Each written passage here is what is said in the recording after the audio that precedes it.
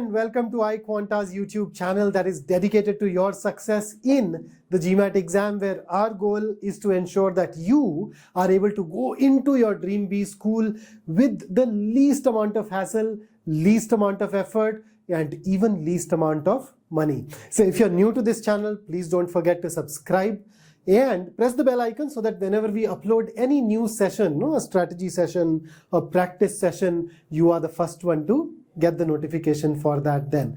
My name is Vikrant. I am going to be your personal coach for all things related to verbal and the profile essays and subsequently even the communication part in case you are looking at those video essays, etc. So this session is going to give you the lowdown on the focus edition of the GMAT. So I think by now all of us have only one GMAT available, which is the focus edition, so that confusion about classic versus focus is behind us. So let me go ahead and start from the beginning for a newbie. So the very first question in our minds could be, here, what exactly is GMAT? Well, GMAT happens to be the most premier B school exam in the world, and you know why? This exam is conducted by a body called the GMAC. Now, this body was established in, and you won't believe it, 1953, and it is a not-for-profit organization. And as on date, this body happens to have 227 members that are drawn from different institutions across the world through invitation. And this body also happens to have 12 colleges from India. You know, some of these IIMs, XLRI, all that. And therefore, there are two things that happen. Number one, because this body consists of educational institutions themselves, it becomes truly representative of what the institutions want. So the exam tests you on those things that the institutions consider are relevant.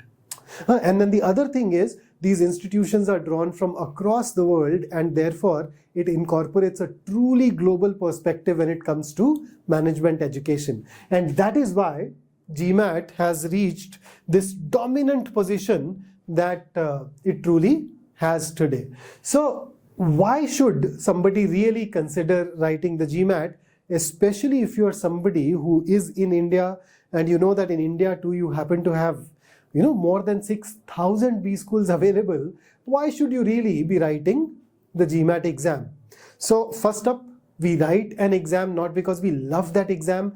We write it because it opens the doors to certain institutions for us. And when it comes to GMAT, and we talk about the institutions, it is a score that is going to be accepted in more than 2,400 colleges spread across the world. And these colleges are going to be the best of the colleges, the cream de la cream. So if you look at some global ranking somewhere and you want to look at or want to get into one of those top 10, top 20 colleges, almost invariably the entry to those colleges is determined by your GMAT score. That becomes a very crucial component there. And not only globally, even if you look at India, there are quite a few colleges in India that take in students on the basis of GMAT, or if not all the courses, then at least they'd have some courses where selections are dependent on the GMAT score. For example, we have this college called ISB Hyderabad. You need to have a GMAT score. SPGen also accepts the GMAT score, apart from accepting the scores of some of these Indian entrance exams. Then you look at this college called Great Lakes, Chennai, or you talk about Mudra Institute of Communication. So it takes in students through GMAT. And then even when we talk about the IIMs, their executive programs, the entry to those courses is available through the GMAT score. And then there can be more reasons as well. Okay, so for instance, a lot of people say that, yeah, should I really think of it, because these colleges abroad can be so expensive. But then, do you know that scholarships are a realistic possibility, particularly when you have a great GMAT score and a good profile?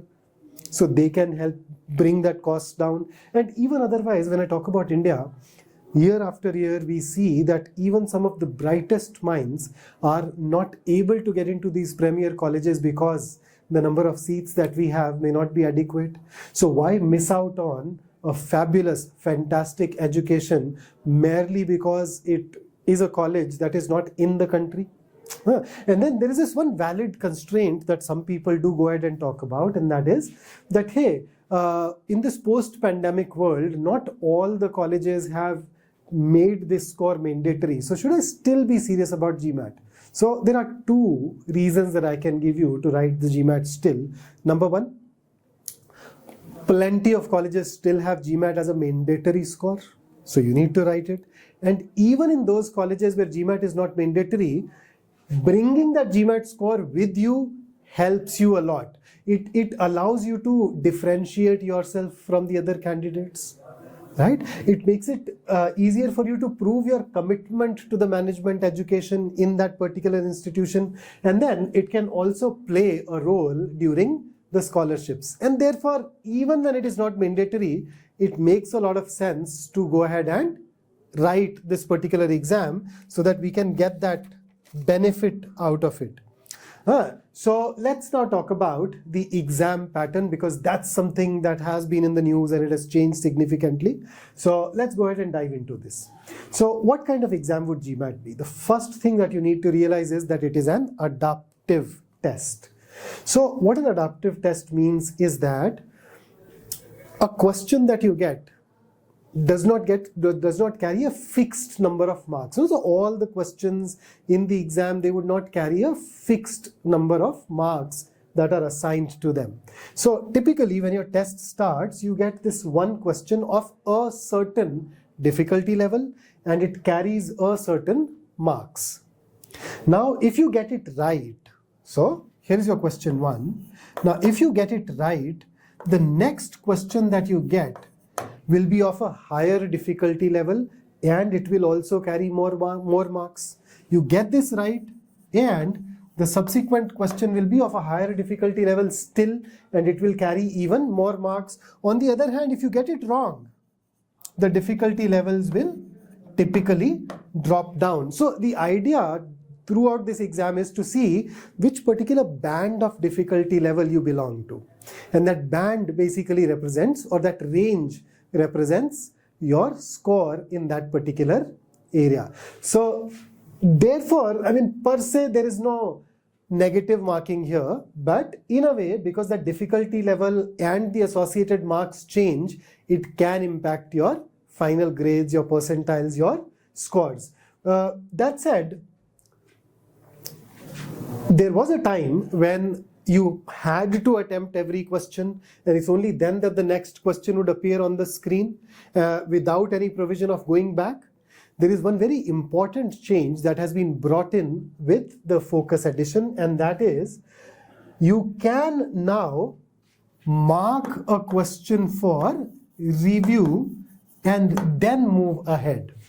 So you have a question on your screen, you're not very sure of the answer, but then unless you answer it, you cannot proceed further. So what do is you choose any random answer, mark it for review, it at least takes you to the next question. And once you are done with all the questions of that section, now you have this possibility of coming back to the questions that you have marked for review.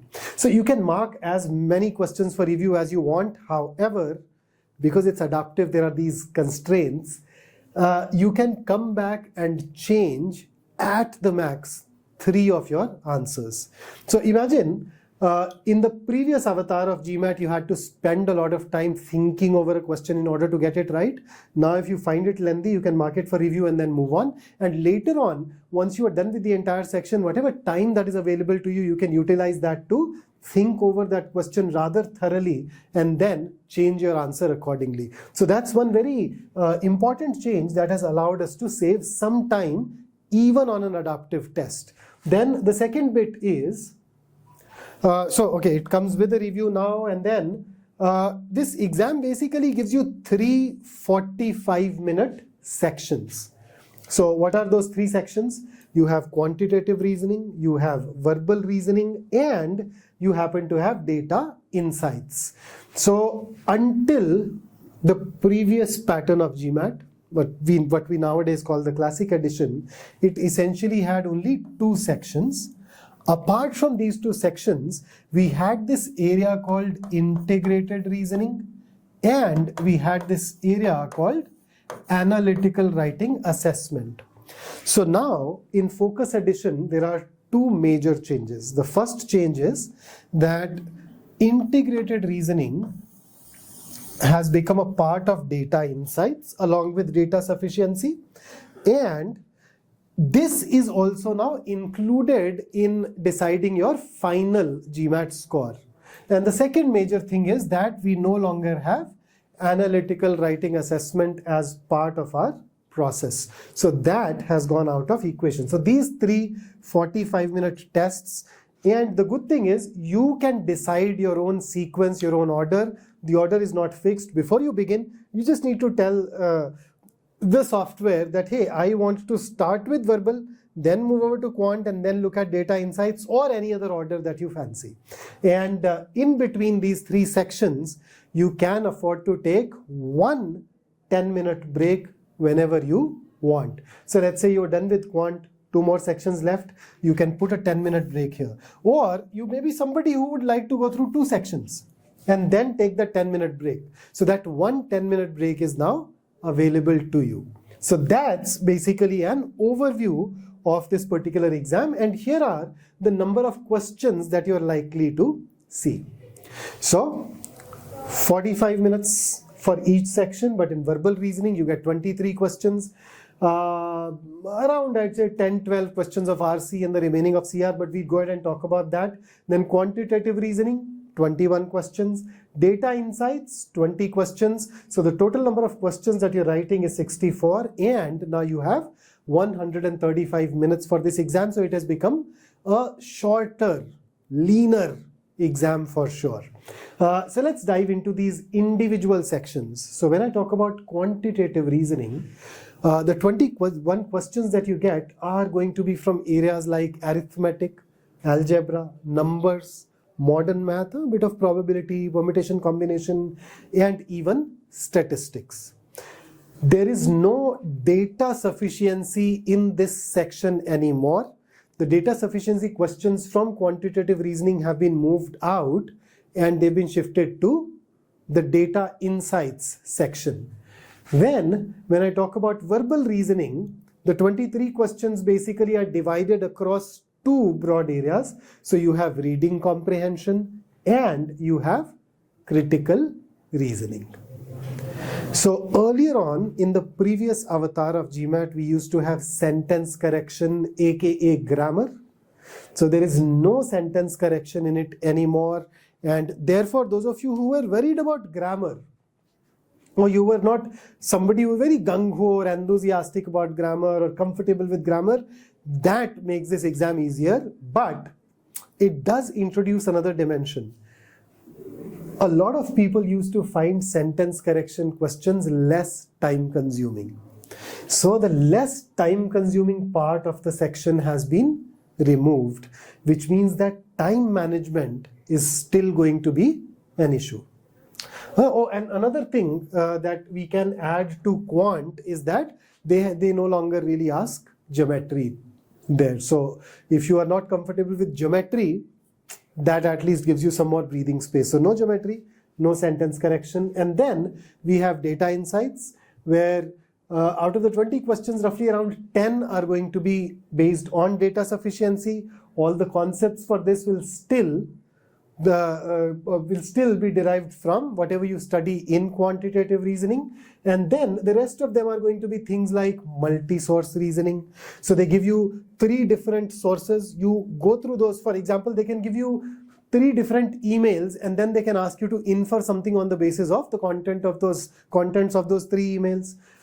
Then you can have a 2-part reasoning. So notice in a B school textbook, you don't have to interpret just a table, just a pie chart. It is always about a bit of a data, a bit of a pie chart. So these will involve multiple abilities. So they can involve a bit of RC, a bit of CR, a bit of data interpretation, those kind of things. So 2-part reasoning are usually easier. And then similarly, you have graphic interpretation as a part of data insights. Apart from that, you also get table analysis. So that's essentially your data insight section. So that's the overview and the syllabus. So what kind of score should you target? There is no universal answer to it, but this basically depends on two things: the college that you're applying to and your profile. So if your profile is not very strong, let's say you have a CGPA of less than 7, so you somehow need to cover it up in whatever else you have ahead of you. So GMAT is one of those things, so you would ideally want to have a higher score. Similarly, the college that you're targeting would also ask you for a certain score which makes it or which gives you a realistic chance of getting into that college. So 655 will typically be considered a good score, but 685 is very good, that's around 96 percentile, and a 715 will be excellent, which takes you into the territory of 99 percentile. So if I talk about some of the colleges, then say when I talk about colleges like Harvard and Stanford, you're looking at a score of at least around 695, or similarly Chicago Booth, NYU Stern, they're possible at 675. Yale, Fukuoka, you'd perhaps look at 665. Or if you are targeting, say, ISB Hyderabad, roughly around 675 as a score should be reasonable. And then once again, if your profile is not up to the mark, you would ideally like to go in for higher scores here. So normally whenever anybody asks me which score to target, my general answer is, yeah, the target should be 715. A higher score has never hurt anybody's chances of getting in. So now the question is, when do you start the prep? So this basically involves a little bit of reverse engineering. How? So as an international student, you would want to apply to round 1 of the admission process of the colleges. So these colleges would typically have multiple rounds, round 1, round 2, round 3, at times even around 4. But in general, with every subsequent round, your ability to get into that college reduces, your ability to get the scholarship also goes down, and therefore you would ideally want to get in the round 1. And the deadline for round 1 is typically September. So in order to apply on that deadline, you need to have two things ready. You need to have your GMAT score with you, and you need to have all your profile essays and LORs and the resume, etc. ready. Now, those profile essays can be challenging. So over the years, I've worked with a lot of people for their profile essays, etc. And I have consistently been of the opinion that unless you are somebody who has very meticulously jotted down all the major achievements of your life and all the key learnings and failures, etc. of your life somewhere, if you are somebody who's starting from scratch and you're going to retrospect, introspect and all that, then you would ideally want to have a couple of months, because they involve a lot of work. So if you want to create that magic, that spark, if you want to inject that dose of irresistibility, you would ideally want to keep a couple of months with you where you are just focusing on your profile essays. Okay, so which means that you should ideally be done with the GMAT exam by when? So September is the deadline. August, July. So latest by 15th July, you would ideally want to appear for your GMAT exam. In case the college that you're targeting, if it happens to have a separate deadline, that obviously will affect your approach and your date. So that is why I'm engaging in that reverse engineering.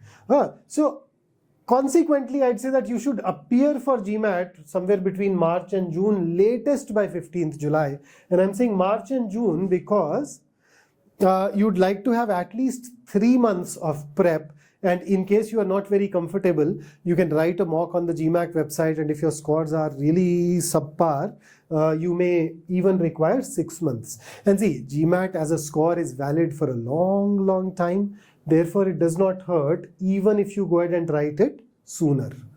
But If possible, be done with it by March.